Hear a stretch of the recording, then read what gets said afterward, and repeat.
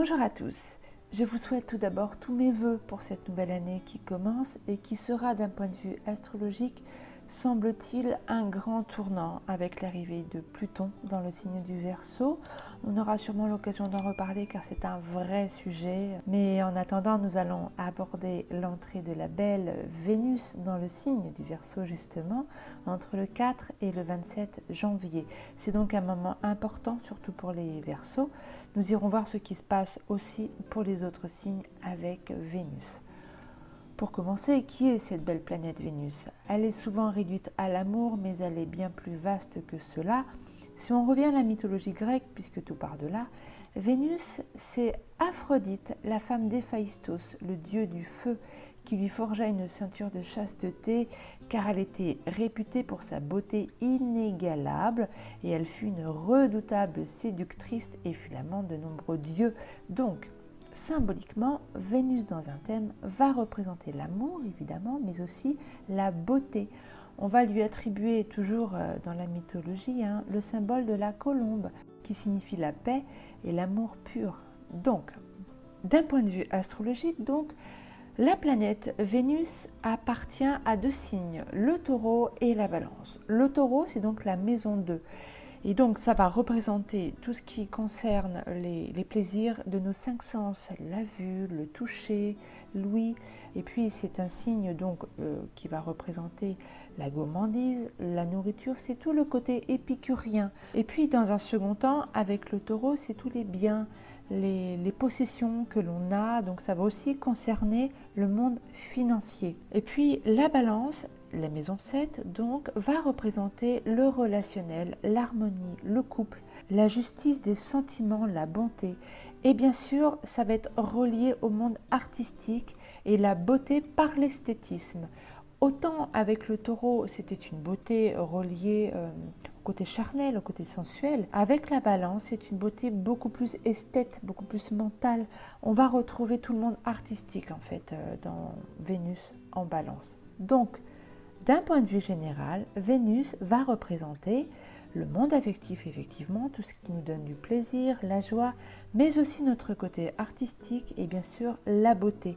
Et dans un second temps, elle va représenter le monde matériel, les biens, les possessions, les finances et les contrats. Et puis aussi pour une femme, Vénus va représenter donc sa manière d'aimer, sa manière de séduire, mais aussi tout ce qui est en rapport avec le corps et sa propre sensualité. Et pour un homme, ce sera également sa manière d'aimer et de vivre les plaisirs, mais elle va représenter la femme qu'il désire. Donc à voir dans votre thème où est placée Vénus. Donc voilà, on va s'intéresser bien sûr à Vénus en Verseau. Et pour bien comprendre Vénus en Verseau, il faut comprendre le Verseau. Le Verseau dans la mythologie grecque, on en revient toujours à cette mythologie, est représenté par le mythe de Prométhée. Prométhée était un dieu grec qui a volé le feu aux dieux pour le donner aux hommes qui mouraient de faim. Le risque était grand pour Prométhée et le paiera très très cher car Zeus va lui infliger une sentence cruelle, pratiquement à vie. Donc le mythe de Prométhée est le mythe du sauveur de l'humanité, en lui apportant le savoir et la technologie, en l'occurrence le feu, donc la créativité. Le Verseau est donc un signe créatif, avant-gardiste, qui libère et amène la révolution dans le monde en fait. On retrouve donc cette notion de partage et de communauté, du bien vivre ensemble et surtout la liberté d'agir malgré les contraintes imposées. C'est un signe marginal. Donc effectivement, quand on a Vénus, un symbole de beauté, d'amour, de paix, dans un signe, le Verseau qui va représenter l'humanité, ça peut donner beaucoup de choses d'un point de vue général, mais là on va plutôt s'intéresser aux signes astrologiques. Que demande Vénus en Verseau? Vénus en Verseau, au point de vue d'abord relationnel ou bien affectif, elle demande de la liberté, elle demande de ne pas être étouffée. Elle n'a pas envie de s'attacher si facilement, en tout cas dans un premier temps. Donc c'est un mois où on nous demande, enfin en tout cas pour les signes qui vont être concernés, je vais en parler, on demande peut-être une sorte de protection, mais surtout de dialogue et d'amitié amoureuse, de liberté, de ne pas faire comme les autres. Le Verseau est un signe avant-gardiste, hein, comme je vous l'ai expliqué. Votre planète, les Verseaux, c'est Uranus. Uranus a besoin d'air, a besoin de liberté. Et puis aussi Vénus, c'est aussi le monde des arts, le monde artistique. Donc pour la créativité, c'est très très bon pour ceux qui sont artistes ou créatifs. Et puis aussi, de la même manière, Vénus, comme nous l'avons vu, c'est aussi le monde financier. Donc Vénus nous demande de revoir nos principes aussi dans ce niveau-là. Besoin de partager, de mettre en commun avec des associations et de l'entraide par exemple.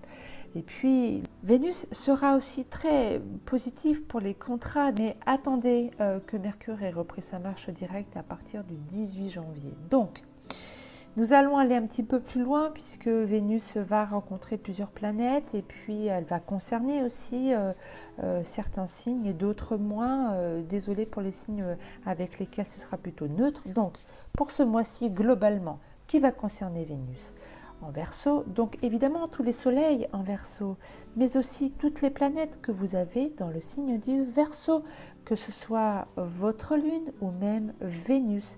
Et puis aussi votre ascendant, si vous avez un ascendant en Verseau. Donc, les signes compatibles avec Vénus en Verseau, c'est bien sûr le Verseau évidemment, mais aussi les deux signes d'air, la Balance et le signe des Gémeaux. Et aussi les signes qui sont en sextile, donc le Bélier et le Sagittaire. Pour vous 5, donc c'est très très bon pour vous ce mois-ci. En revanche, pour les signes qui sont moins compatibles, c'est-à-dire les Taureaux, les lions et les scorpions, ce sera une demande d'efforts supplémentaires pour apprécier ce que l'on a. Bien sûr, c'est à mettre en relation avec votre thème. C'est une vidéo générale, ne le prenez pas personnellement, surtout pas. Vous avez votre propre libre arbitre et ça c'est très intéressant. En revanche, effectivement, elle va demander quand même quelques efforts ou ça peut compliquer les choses dans les domaines que je viens de mettre en lumière. Pour les transits, Vénus, entre le 6 et le 12 janvier, plus ou moins, elle va rencontrer la planète Mars, qui est un bel aspect, puisque c'est un trigone. Donc c'est très très bon pour tous les signes compatibles du second décan. C'est de la passion, du dynamisme dans tous les secteurs de Vénus que je viens d'évoquer. Mars rétrograde peut aussi apporter de la frustration, donc attention pour tout le monde, hein, sauf les signes neutres, et évidemment, cela ne vous affectera pas plus que ça.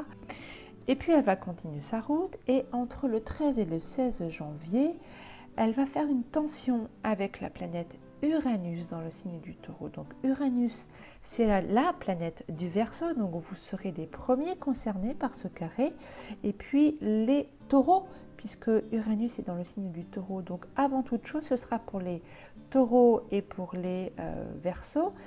Uranus en carré avec Vénus, c'est des bouleversements, que ce soit dans le relationnel ou même financier, dans tous les secteurs de la planète Vénus. Elle va apporter quelque chose qui va changer, qui va révolutionner, ou ça peut être simplement des contrariétés.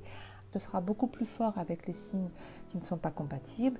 Les signes compatibles, ce sera des remises en question, peut-être profondes aussi, parce que n'oublions pas que c'est une tension. Voilà, donc ça peut compliquer les choses. Et puis elle va continuer sa route pour faire ce qu'on appelle une conjonction. Donc elle va rencontrer la planète Saturne entre le 20 et le 24 janvier. Saturne peut consolider une relation, comme il peut aussi freiner. De la même manière avec vos finances, Saturne c'est de la rigueur et de l'économie ou des placements sur du long terme. Donc pour les signes compatibles, Saturne est globalement positif, même si elle apporte, on va dire, un ralentissement quand même. Elle va freiner quelque chose.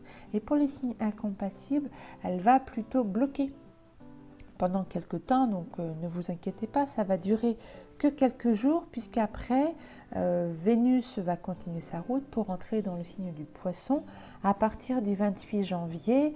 On aura l'occasion d'en reparler. Et là, c'est plutôt très positif, puisque Vénus est exaltée dans le signe du Poisson d'un point de vue astrologique. Ça veut dire qu'elle y est très très bien, elle y est très heureuse. Vénus en Poisson, c'est du romantisme avant tout, c'est de l'idéalisation, c'est de l'amour pur en fait. Hein. On revient à ce symbole de la colombe. C'est un amour qui fait du bien, c'est de la bienveillance, c'est de la compassion. Donc c'est très important. Voilà, profitez bien de cette belle Vénus en Verseau. Si la vidéo vous a plu, n'hésitez pas à vous abonner pour plus de contenu. En attendant, je vous remercie et vous dis à très bientôt.